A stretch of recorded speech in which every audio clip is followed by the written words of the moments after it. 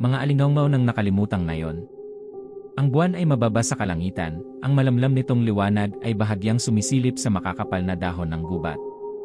Hawak ni Mateo ang flashlight, ang sinag nito'y tumatagos sa madilim na underbrush. Nakasandal sa braso niya si Althea, ang kanyang mga hakbang ay maingat. "Sigurado ka bang dito ang daan?" tanong ni Althea, bahagyang nanginginig ang boses.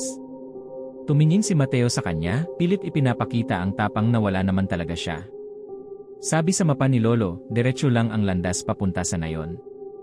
Konti na lang. Hindi niya binanggit ang kakaibang pakiramdam na bumabalot sa kanya, ang lamig na parang ang mismong gubat ay humihinga. Palapit sila sa isang bakanting espasyo sa gitna ng gubat. Doon nakita nila ang mga guho ng nayon, mga kubo ng kawayan na nakalupasay, ang mga dingding ay balot ng lumot at baging. "Nandito na tayo," sabi ni Mateo, huminto sa gilid ng clearing. Napaatras si Althea. "May kakaiba rito. Parang may nakatingin sa atin."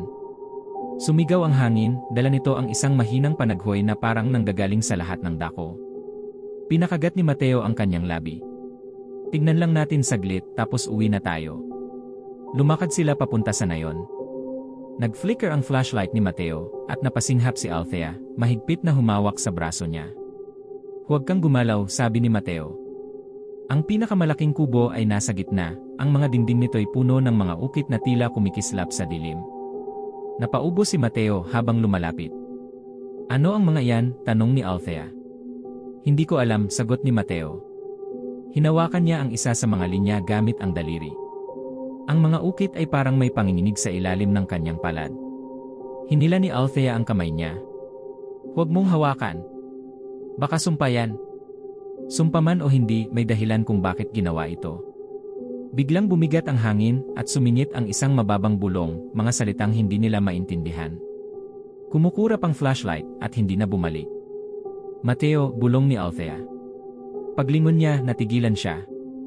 Sa gilid ng clearing ay may isang figura, matandang kuba at payat. Nang makita ang mukha nito, hungkag ang mga mata at bukas ang bibig na parang sumisigaw. Itinaas ng figura ang kamay nito at lumakas ang mga bulong. "Dapat na tayong umalis," sabi ni Althea, hinihila si Mateo. Nagbago ang lupa sa ilalim nila. Mga may itim na anino ang umusbong mula sa lupa, parang mga galamay na gumagapang. Hinatak ni Mateo si Althea pabalik ng isang galamay ang dumaan sa kanilang harapan. "Tumakbo tayo," sigaw ni Mateo. Tumakbo sila palayo sa mga kubo, ngunit mabilis ang mga galamay. Nadapa si Althea at napahiyaw nang maramdaman ang malamig na anino sa kanyang binti. "Bangon," sigaw ni Mateo, bumalik para tulungan siya. Paglingon niya, nakita niya ang figura na mas malapit na ngayon, ang mga galamay nitong humihinga habang papalapit. Itinulak ni Mateo si Althea pasulong. "Tuloy lang. Huwag kang lilingon." Tumakbo sila ng tumakbo, ang mga anino ay sumusunod. Hanggang sa nakita nila ang isang clearing na naliliwanagan ng buwan. Napahinto sila, parehong humihingal. "Nakaligtas tayo," bulong ni Mateo. Umiling si Althea, luhay bumabagsak. Hindi. Naririto pa rin siya. Lumabas ang figura mula sa gilid ng clearing, ang mga galamay nitong umiikot sa lupa. Hinawakan ni Mateo ang bolo. "Hindi kita papabayaan," sabi niya kay Althea. Itinaas ng figura ang kamay nito at lumalim ang dilim sa paligid. Tumalon si Mateo, ang bolo ay tumama sa figura. Isang malakas na liwanag ang pumutok at ang mga galamay ay sumigaw at bumalik sa lupa. Ang figura ay bumagsak, natunaw sa abo. Ang clearing ay nanatiling tahimik. "Tapos na ba?" tanong ni Althea. Tumango si Mateo. Sa ngayon. Nakapangalumba ba sila, magkasama, habang ang kanilang pagmamahalan ay naging liwanag laban sa kadiliman.